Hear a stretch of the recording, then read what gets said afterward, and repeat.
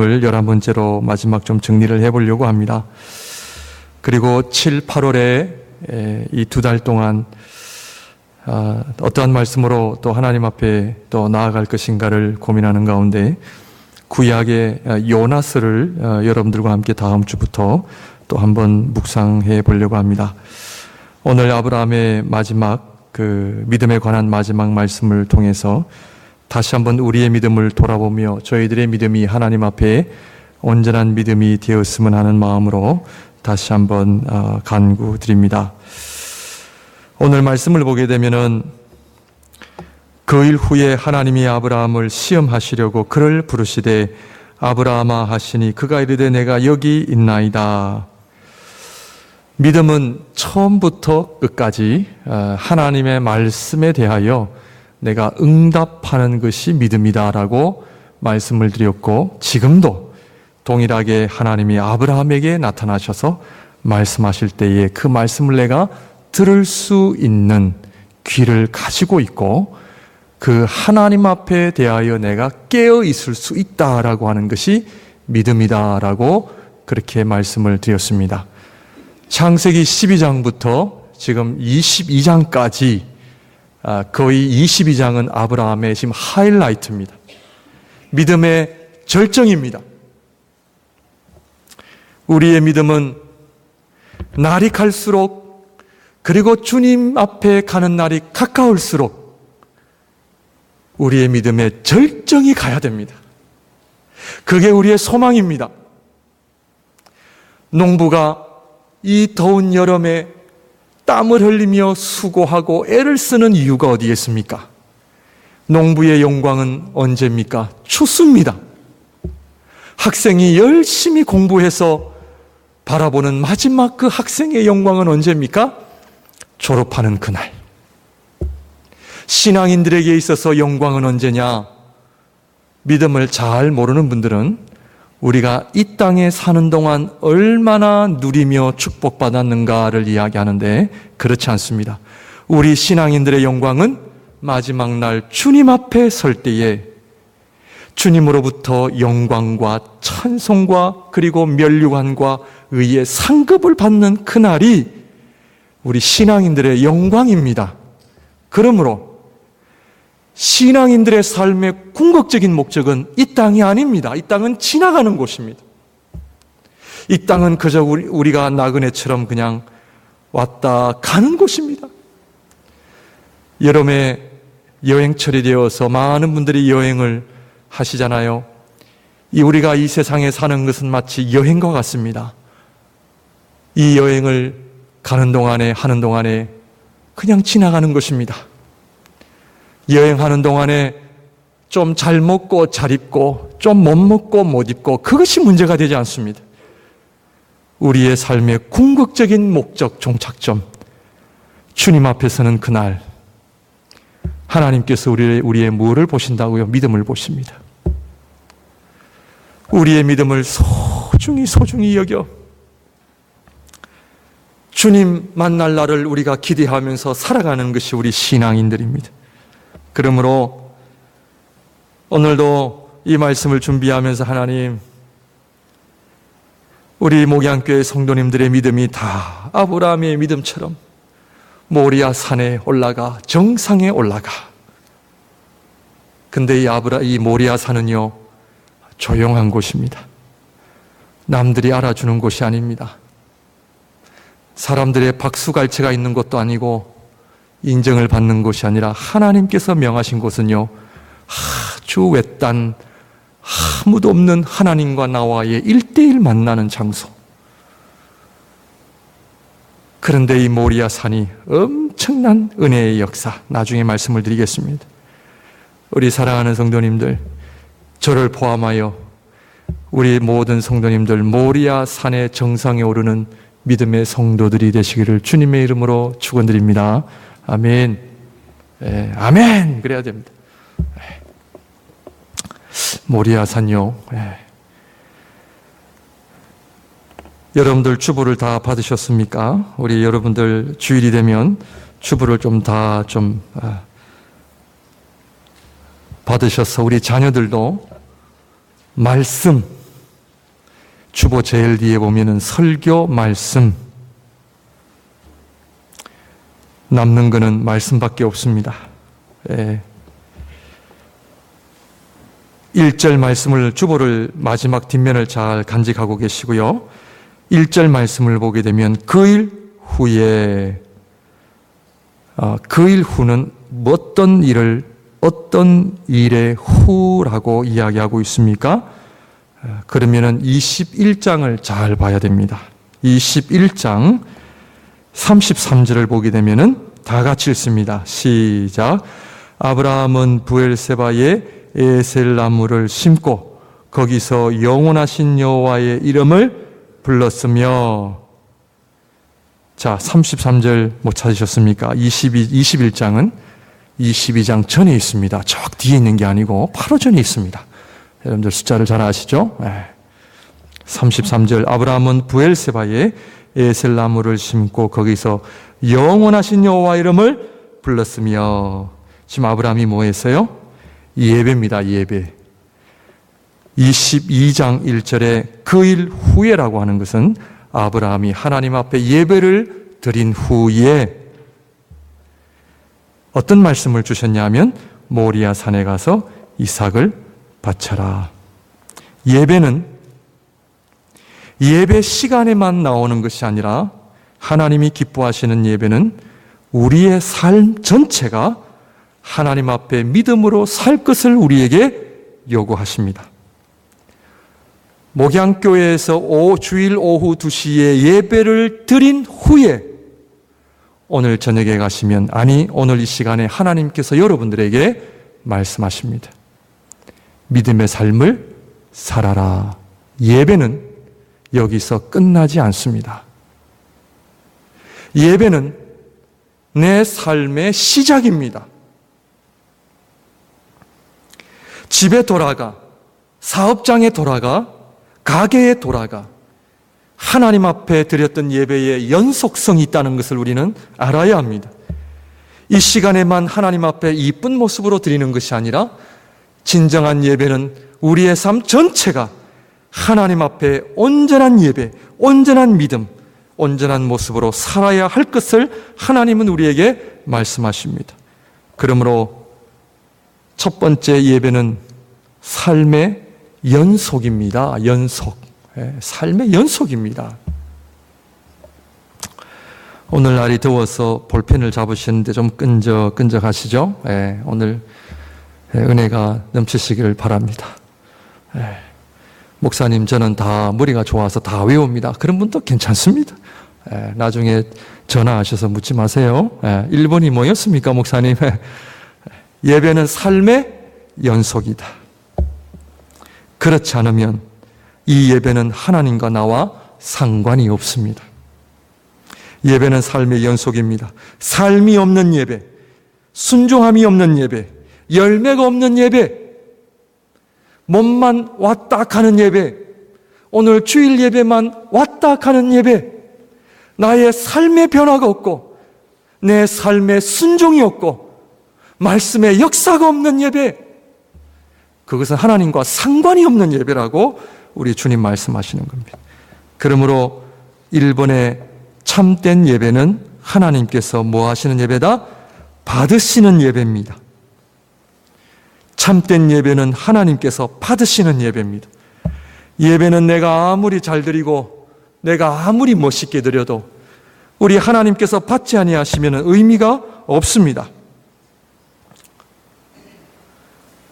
내가 보기에 아무리 잘 살고 내가 보기에 아무리 행복하고 성공한 것 같은데 하나님 앞에 인정함이 없는 예배, 인정함이 없는 삶, 그것은 헛된 삶이요 헛된 예배라고 하는 것입니다.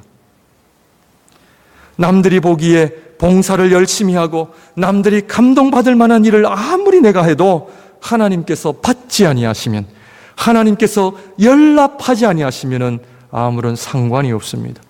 나의 입술의 모든 말과 나의 마음의 묵상이 주께 연락되기를 원하네.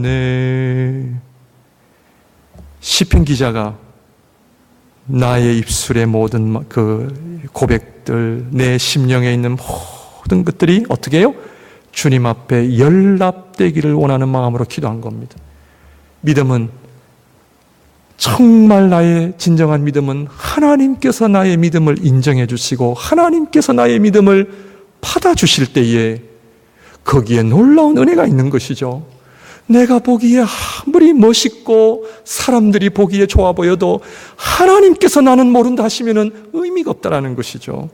오늘 창세기 22장의 말씀은 아무리 아브라함이 여호와의 이름을 부르며 하나님 앞에 예배를 드려도 하나님께서 기뻐하심이 없는 예배, 하나님께서 받으심이 없는 예배는 의미가 없다라는 것을 성경은 말하고 있습니다.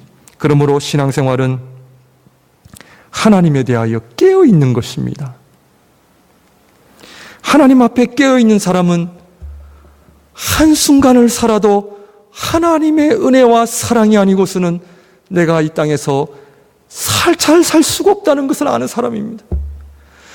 아무리 내가 잘나고 돈이 많고 실력이 있어도 매 순간순간 나와 함께 하시는 하나님의 은혜가 없이는 내가 이 세상을 살아갈 수 없는 것을 아는 자, 그래서 하나님 앞에 깨어있는 사람은 순간순간 하나님 앞에 엎드리는 사람입니다. 하나님의 사랑을 의지합니다. 하나님의 인도하심을 의지합니다. 하나님 앞에 깨어있는 거죠. 사랑하는 성도님들, 오늘 저와 여러분들이 드리는 예배가 하나님을 기쁘시게 드리고 있는지 아닌지 알아야 됩니다. 오늘 내가 주님 앞에 예배 드리러 나오는 이 자리가 내가 그냥 나온 자리가 아니라 하나님께서 나의 예배를 오늘 받으시는가 안 받으시는가 알아야 될까요? 몰라야 될까요? 알아야 됩니다. 나의 삶이 하나님 앞에 기쁨이 되는가 기쁨이 안 되는가를 알아야 됩니다. 하나님께 기쁨이 되는 순종의 삶이 있다면 참 감사하지만 하나님 앞에 기쁨이 없는 삶이라면 버려야죠. 버려야 됩니다. 포기해야 됩니다. 어느 수도원에 어느 한 수도승이 있었습니다. 이 스승이 수도승 제자들을 모아놓고 숙제를 한 가지 냈습니다. 제자들에게 새를 한 마리씩 다 나눠주며 아무도 보지 않는 곳에 이 새를 다 죽여서 나에게 가져오라고 그렇게 숙제를 내렸습니다. 그래서 제자들이 스승의 명령에 따라 저 숲속 깊은 곳에 가서 아무도 보지 않는 곳에 새를 죽여 스승 앞으로 다 가지고 왔습니다. 스승님 시킨 일을 우리가 잘 하고 왔습니다. 모든 제자들이 다 모여 스승의 칭찬을 받는 것을 기대하고 있는데 그 중에 한 수도승은 나타나지 않습니다. 시간이 지나도 나타나질 않아요. 한참이 지나서야 마지막 그 수도승이 나타납니다. 그런데 그 손에 주어진 새는 아직도 살아있는 채 스승 앞에 가지고 나옵니다. 스승이 묻습니다. 아니 너는 어떻게 내가 너에게 시킨 일을 하지 않고 그 새를 산채로 가져왔느냐? 이 수도승이 이야기를 합니다. 나는 스승님의 말처럼 아무도 보지 않는 곳에 이 새를 죽이려고 했으나 어디를 가도 거기에는 하나님이 나를 보고 계셨습니다. 이 세상에 아무리 아무도 없는 곳을 찾으려고 했지만 거기에는 여전히 하나님이 나를 보고 계셨습니다. 이 세상에는 아무도 없는 곳을 발견할 수가 없었습니다. 하나님이 나를 보고 있다는 이 생각에 새를 죽일 수가 없었습니다. 이 수도원의 고백처럼 오늘 우리 하나님의 백성들은 하나님이 나를 지금 보고 계신다라고 하는 하나님 앞에 깨어있는 의식, 오늘 우리 신앙인들이 회복해야 됩니다.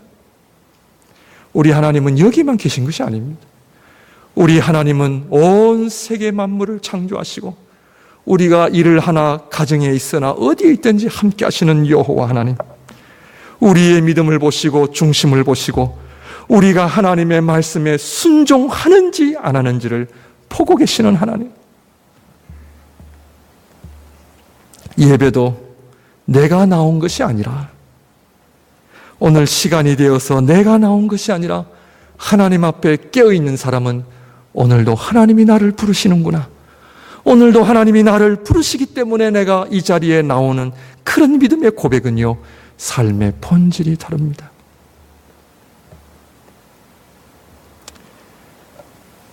저와 여러분들이 이번에 매일 성경 욥에 대해서 묵상을 하고 있습니다. 제가 요즘 아내가 남미에 있는 이유로 홀로 있는 시간이 많아집니다. 그런데 하나님께서 저에게 아주 좋은 친구를 하나 선물해 주셨는데 매일 성경입니다. 제가 매일 성경을 시작하면서 하나님, 이 매일 성경만큼 많은 목사라는 직분을 내려놓고 하나님 앞에 죄인이요 신앙인이라고 하는 정체성을 가지고 보게 해 주십시오. 그래서 성도님들과의 약속이니까 여러분들 오늘 매일 성경 했습니까? 오늘 욥기 4장입니다. 오늘 아침에 일어나서 목사가 아니라 신앙인으로서 했습니다. 참 이게 목사라는 직분을 내려놓으니까 은혜가 얼마나 더 큰지 몰라요. 목사가 문제입니다. 그렇죠? 내 스스로 하나님 앞에 나오니까 그 하나님의 말씀이 저의 삶의 모든 부분들을 하나씩 터치하기를 시작하시는 거죠. 일기를 써내려가다가 한 페이지를 그냥 3분도 안 걸리게 한 페이지를 다 그냥 써내려갔어요. 뭐냐? 제가 고칠 겁니다. 주여, 이렇게 고칠 게 많군요. 하나님, 이렇게 고칠 게 많군요. 욥기 42장 전체에서 가장 많이 등장하는 단어가 창조주 하나님, 창조주는. 욥의 기도는 하나님, 내가 왜 이런 고통을 당해야 되는 것입니까? 그의 관심은 그거였습니다. 그래서 하나님은 욥에 대한 질문에 대답하지 아니하시고 내가 누군지 아느냐? 창조주 하나님이시다. 내가 누군지 아느냐? 창조주 하나님이시다. 제가요 참 많은 은혜를 받았습니다. 왜 하나님 욥에 대한 질문에 대한 대답은 안 하시고 왜 자꾸 우리 하나님은 동문서답과 같은 말씀만 하십니까? 그런데 하나님 가르쳐 주시더라고요. 내가 창조주이면 네가 고난을 당하든 축복을 받든 그거는 의미가 없다. 나는 너를 알고 너의 형편을 알고 네가 지금 축복 가운데 있든지 어려움 가운데 있든지 걱정하지 마라. 너는 내 손에 있다. 이 메시지거든요. 창조주 되시는 하나님 앞에 우리가 깨어있는 거요. 얼마나 중요한지 모릅니다. 두렵습니다. 어떨 때는 두려워요. 왜? 우리 하나님 다 보고 계시니까요. 우리 사랑하는 성도님들, 참된 예배는 하나님께서 받으시는 예배, 참된 믿음은 하나님께서 인정하시는 예배임을 믿으시기를 바랍니다. 하나님 앞에 깨어 있으십시오. 그리고요, 하나님께서 싫어하시는 것들요, 과감히 다 내던지십시오. 괜찮습니다. 안 죽습니다. 그러나 하나님이 기뻐하시는 말씀에 순종하면요, 역사가 일어납니다. 역사가 일어납니다. 두 번째로, 예배는 하나님의 뭐를 경험하는 곳이다? 사랑을 경험하는 곳이다. 창세기 22장 본문의 말씀을 우리가 어떻게 이해하고 있습니까? 어릴 때 목사님으로부터 들은 이 본문에 대한 설교의 말씀은 주로 어떤 추억을 많이 가지고 있냐면, 그 이삭을 드리기 위하여 아브라함이 그렇게 눈물로 3일 동안 눈물을 흘리면서 이삭을 하나님 앞에 드렸다. 뭐 그런 식으로 많이 들었습니다. 그러나 성경을 보게 되면은 아브라함이 이삭을 바치는데 힘들었을까요? 안 힘들었을까요?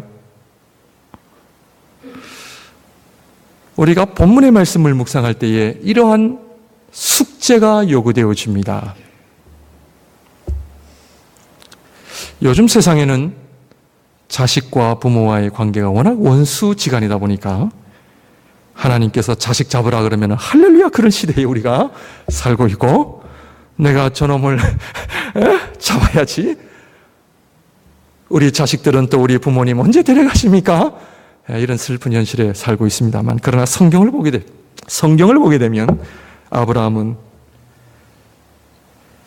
이삭을 바치는 것에 대한 어떠한 주저함도 없었다는 것을 성경은 이야기합니다. 그럼에도 불구하고 아버지로서 전혀 주저함이 없었겠습니까? 있었습니다. 그러나 그 마음보다 하나님을 향한 믿음이 더 컸다라는 것을 저는 성경을 통해서 저는 보고 있습니다. 만약 아브라함의 마음이 힘들었다면 소돔과 고모라를 위해 중보 기도했던 아브라함, 자식을 바치라고 하는데 아브라함이 네, 아멘이라고 했을까요? 하나님 앞에 분명 기도했을 것입니다. 하나님, 정말 바쳐야 됩니까? 그래. 조금 하루 길을 가다가 또 하나님 앞에 하나님 정말로 바쳐야 됩니까? 그런 기도가 나타나질 않아요. 이것이 믿음입니다. 왜냐하면요, 아브라함은 하나님을 너무나 잘 알고 있었습니다. 그 하나님은 분명 자식이 없었던 우리들에게 하나님의 약속과 은혜로 이삭을 주신 하나님은 또 다른 섭리하심이 있으실 거야. 또 다른 계획하심이 있으실 거야. 아마 그런 믿음이 좀 더 컸던 게 아닌가 하는 생각을 해봅니다. 제가 이 예배는 하나님의 사랑을 경험하는 곳이다, 이 말씀을 제가 드리는 이유는 하나님께서 아브라함의 아들 이삭을 죽이게 했습니까? 아니면 살리셨습니까? 살리셨습니다. 그런데 하나님의 독생자 아들 예수 그리스도께서 십자가에 못 박혀 죽으실 때에 살리셨습니까? 죽이셨습니까?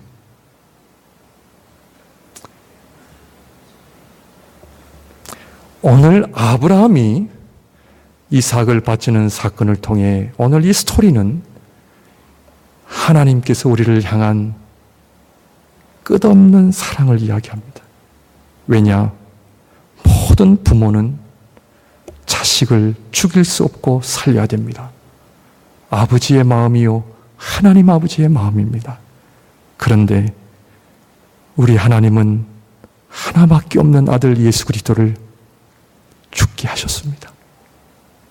왜냐? 우리를 사랑하시기 때문입니다. 저는 이 창세기 22장의 본문의 말씀을 통해 저는 하나님 앞에 울 수밖에 없습니다. 아브라함아, 아브라함아, 네 아들 이삭 그렇게 사랑스럽고 소중한 존재지. 나도 내 아들이 있단다. 나도 내 아들이 있단다. 그런데 그 아들은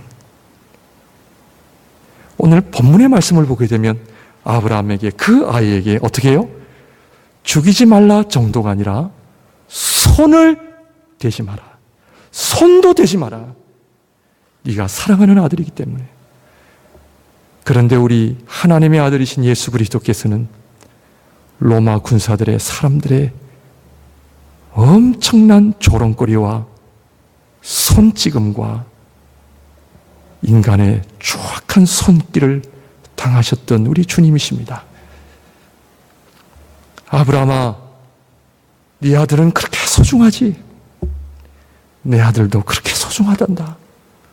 그런데 온 인류의 죄를 위하여 그 아들을 외면할 수밖에 없는 그 하나님의 뜨거운 사랑.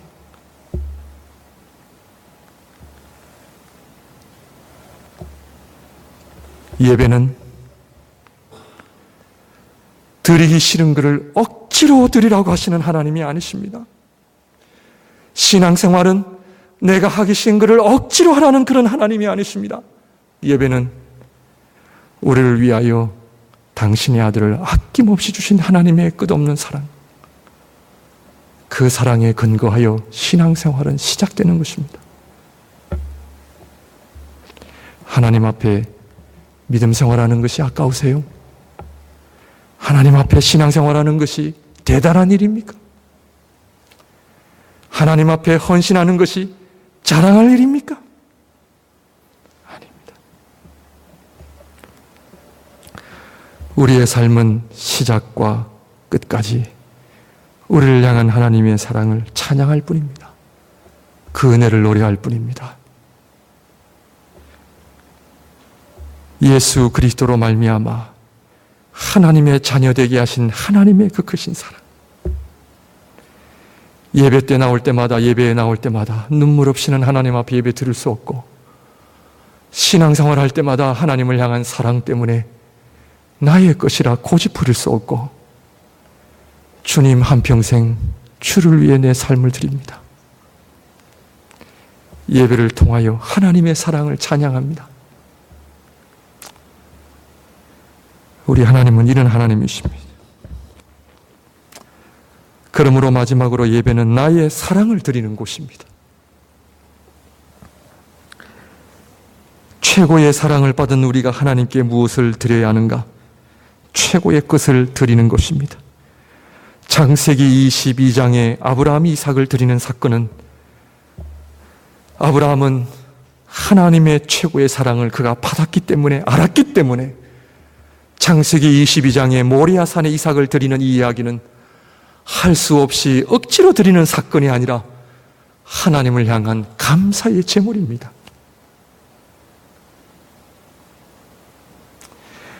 하나님을 생각하면 그 사랑 때문에 내 모든 삶을 드려도 아까운 것이 없고, 내 모든 것을 하나님 앞에 바쳐도 아까울 것이 없는, 그것이 오늘 이 아브라함이 우리에게 보여주는 믿음입니다. 하나님 앞에 최고의 사랑을 드리시기를 주님의 이름으로 축원드립니다. 이 교회가 그냥 하늘에서 뚝딱하며 떨어졌나요? 저와 여러분들이 드리는 이 세인트 룩 루트란 철치가 하늘에서 그냥 뚝딱하며 떨어졌나요? 예, 좀 만들었을 때에 우리 에어컨도 좀 달았으면 참 좋았을 걸. 예, 그럼에도 불구하고 감사할 뿐입니다. 이 교회를 짓기 위하여 얼마나 많은 성도들이 노력하며 눈물과 땀과 피를 흘리기까지 했겠습니까? 왜냐하면 주님을 사랑하기 때문입니다. 눈물로 씨를 뿌리는 자는 기쁨으로 단을 거두리로다. 사랑하는 일에는 당연히 눈물로 뿌리는 일이, 눈물로 뿌리는 역사가 일어나야 합니다. 우리 부모님들이 자식을 위해 고생하는 것 고생이라고 생각지 않잖아요. 왜냐하면 사랑하기 때문에 그렇습니다. 사랑하는 대상을 위하여 내가 드리는 모든 것은 아깝지가 않습니다. 그것은 도리어 나의 영광이요 면류관이요 나의 기쁨입니다. 우리의 삶에 있어서 하나님께 최고의 것을 드리시기를 바랍니다. 신앙은 하나님께 집중하는 것입니다. 우리가 성경의 죄에 대한 개념을 좀 잘 이해할 필요가 있습니다. 죄는 뭐냐? 나에게 집중되어 있는 것입니다. 신앙생활은, 믿음은 하나님께 집중되어 있는 겁니다. 그러므로 지금까지 우리가 살아오면서 저와 여러분들의 삶은 누구에게 집중되어져 있습니까? 제가 이번에 참 하나님 앞에 매일 성경을 통해서 여전히 겉으로는 목사요 하나님 일을 한다라고 하는 사역자이지만 삶에 있어서 여전히 내 중심적인 부분이 얼마나 많이 있는지 하나님 앞에 그걸 자꾸 보여주세요. 힘들어요. 제가 기도할 때마다 끝마디가 그래도 하나님 이 정도면 괜찮지 않습니까? 교만한 생각이죠. 그래도 이 정도면 하나님 낙제 점수는 아니지 않습니까? 하나님께서 말씀하시기를 너 아직도 멀었구나. 너 아직도 멀었구나. 네가 나 얼마나 사랑하느냐 물으십니다. 죄라고 하는 것은 한순간의 실수를 말하는 것이 아닙니다. 죄라고 하는 것은 나에게 집중되어져 온 삶의 틀. 그래서 하나님께서 우리의 죄를 사하여 주신다라고 하실 때에 사하신다라고 하는 그 말의 의미는, 원어의 의미는 치유하시는 하나님. 그 얘기는 뭐냐? 신앙생활은 치유받는 것입니다. 죄는요, 질병입니다. 질병.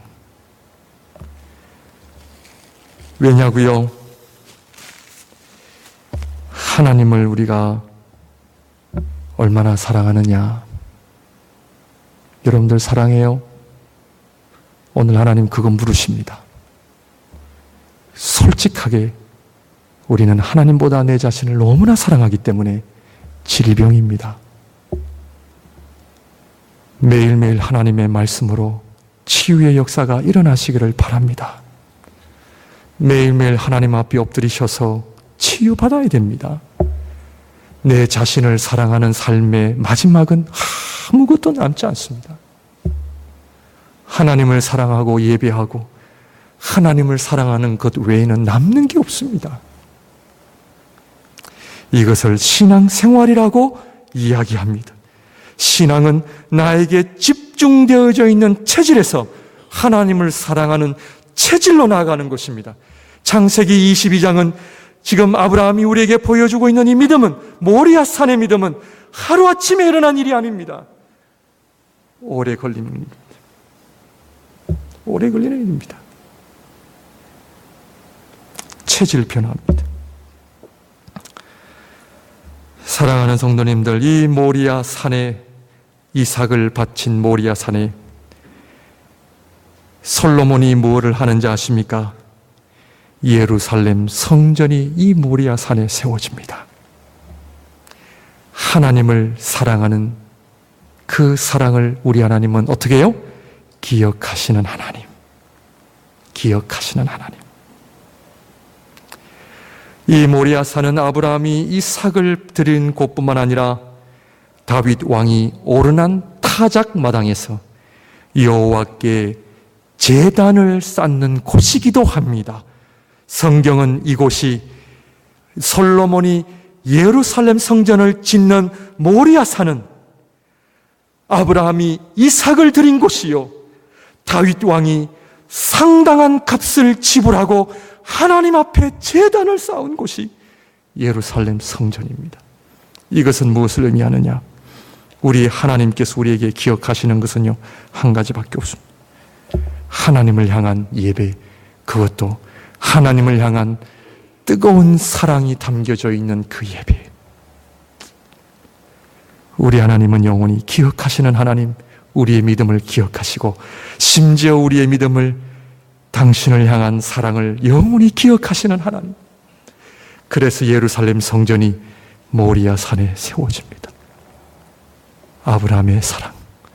우리 사랑하는 성도님들, 이 뜨거운 계절에 주님을 향한 뜨거운 사랑이 회복되어지시기를 바랍니다. 신앙생활은 남들에게 보여주기 위한 것 아닙니다. 하나님을 사랑하는 것입니다. 그리하여 목양교회가 하나님을 사랑하는 거룩한 성도들이 되시기를 주님의 이름으로 축원드립니다. 기도하겠습니다.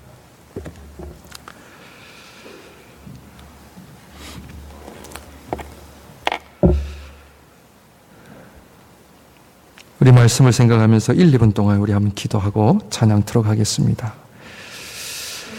여러분에게 모리아 산이 있습니까? 많은 분들이 모리아 산 없이 살아가는 분들이 많이 계십니다.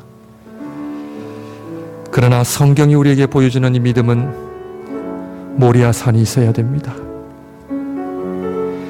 주님을 생각할 때마다 내 눈가에는 뜨거운 눈물이 흘러야 되며, 하나님을 생각할 때마다 나의 가슴은 하나님을 향한 사랑으로 뜨거워져야 되는 사랑이 있어야 됩니다. 우리의 형식적인 신앙생활, 형식적인 예배 물러가게 하여 주옵소서. 모리아 산을 통하여 하나님을 진정 사랑하고 예배하는 아름다운 일들이 일어나게 하시고, 눈물을 뿌리며 씨를 뿌리는 자는 기쁨으로 단을 거두리로다. 내가 주님을 사랑하고 교회를 사랑하는 그 마음, 눈물을 뿌리며 주님을 사랑하며 교회를 사랑하게 하여 주옵소서. 하나님이 기뻐하시는, 하나님이 기억하시는 영원한 하나님의 성도들이 되게 하여 주옵소서. 말씀을 생각하며 기도하겠습니다. 걸어가신 아버지 하나님, 오늘도 말씀을 생각하며 주님 앞에 나오기를 원합니다. 저희들의 하나님 예배를 받아주시고 저희 믿음을 받아주시고 저희들이 하나님 앞에 온전한 믿음으로 날마다 주님을 사랑하는 마음으로 아버지 하나님이여 온전한 마음으로 주님 앞에 나올 수 있는 우리 모두가 다 되어줄 수 있도록 축복하여 주시옵소서. 저희들 하나님 앞에 거룩함으로 나아가기를 원합니다. 온전함으로 나아가기를 원합니다. 아버지 하나님이여 저희들 하나님 앞에 온전함으로 나아가기를 원합니다. 함께하여 주시옵소서. 아버지 하나님, 저희들 아버지 하나님 앞에 대하여 깨어있게 하여 주시고 하나님 앞에 아버지 주님을 만날 날을 기대하며 저희들 날마다 주님의 우리의 믿음을 돌아오며 준비하며 살아갈 수 있는 거룩한 신부가 되게 하여 주시옵소서.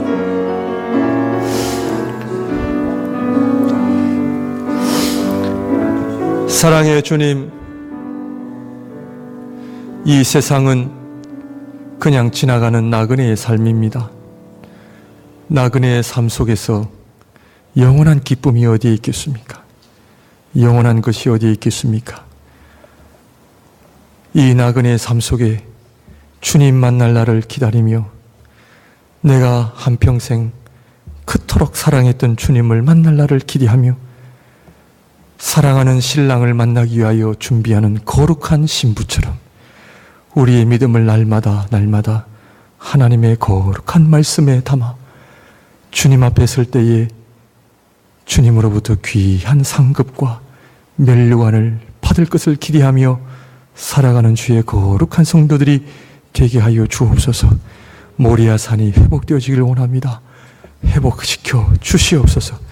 내 자신에게 집중되어 있는 이 체질을 바꾸게 하여 주시고 하나님 사랑하는 삶으로 나아가게 하여 주옵소서. 치유하여 주옵소서. 예수님 이름으로 기도드립니다. 아멘. 우리 다 같이 일어나셔서 찬양합니다.